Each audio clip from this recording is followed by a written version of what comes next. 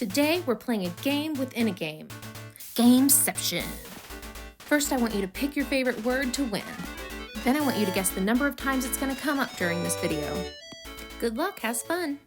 Okay, so you said that we're going to talk about gratitude and we're going to talk about foreboding joy. No, you said we're going to talk about foreboding joy and you said we're going to talk about gratitude, right?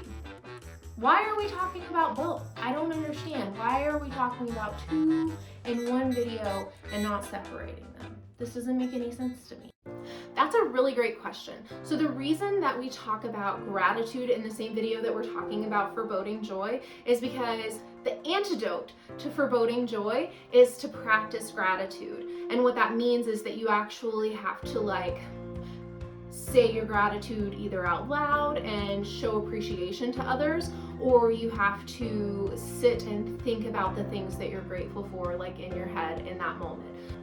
So I've mostly heard about foreboding joy from Brené Brown, and the way that she talks about it is that feeling you get whenever you're really, really excited and all of a sudden you just kind of push that feeling away because it's really vulnerable. So whenever I think about my own personal foreboding joy, I think about whenever I'm looking at my little cat and she's 15 and she's so fluffy and soft, and I look in her face and I start thinking about her dying, and that just feels awful, right? And then I'm like, what do I do? Because I just want to cry because my cat is here, but I'm thinking about her being dead instead of just enjoying her company because she's still alive.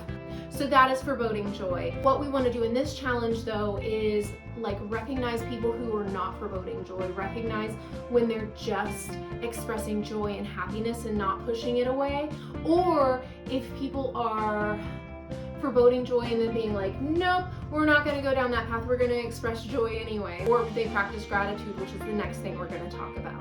In Brené Brown's work, she says that foreboding joy is actually a signal to start practicing gratitude. So in my example with my cat, I'm looking at her fluffy face and I'm like, oh my God, you're going to die, and then I have to stop and think, but I love you so much and I'm so happy to have you here, and I'm so lucky to have gotten to spend the last 14 years with this cat, and that she wakes me up in the morning and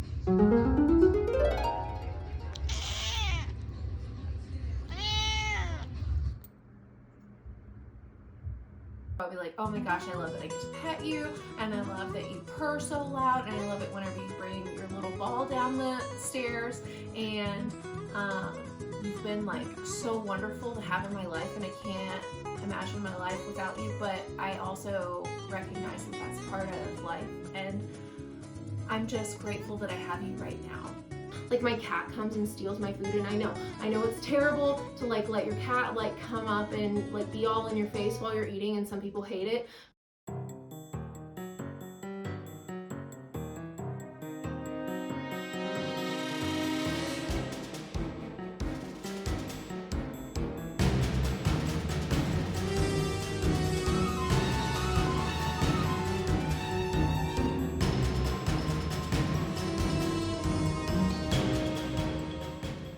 But then I was thinking how that's a memory that I'm going to cherish for the rest of my life, and so I'm so grateful for those moments. To be clear, people don't have to say I'm so anything. They can just say I'm grateful, or I'm thankful, or I'm happy, or I love that. I just am hyperbolic sometimes.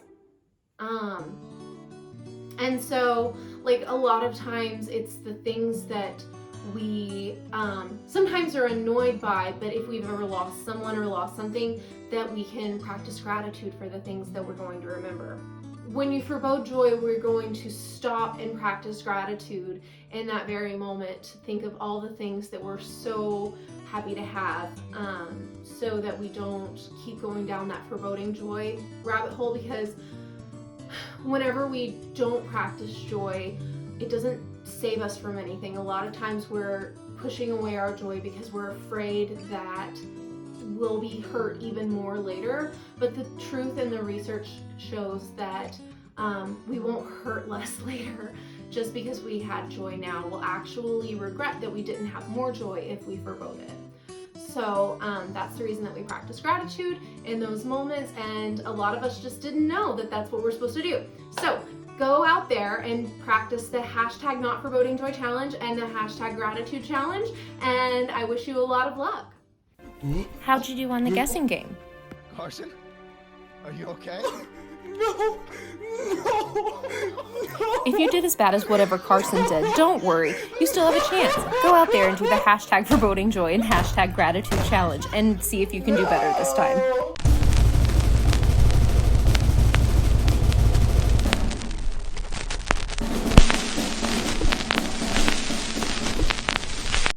Did y'all ever see on the big comfy couch? God, I'm really old, I know. But when Lunette used to be like, who made this big mess? And the camera would be like, and she'd be like, me? And be like, and then she'd be like the 10-second tidy. Maybe I'll post it in here, who knows? But I feel like her right now because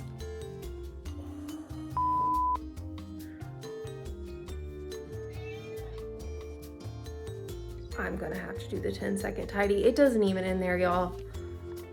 It gets worse. It goes through my whole house.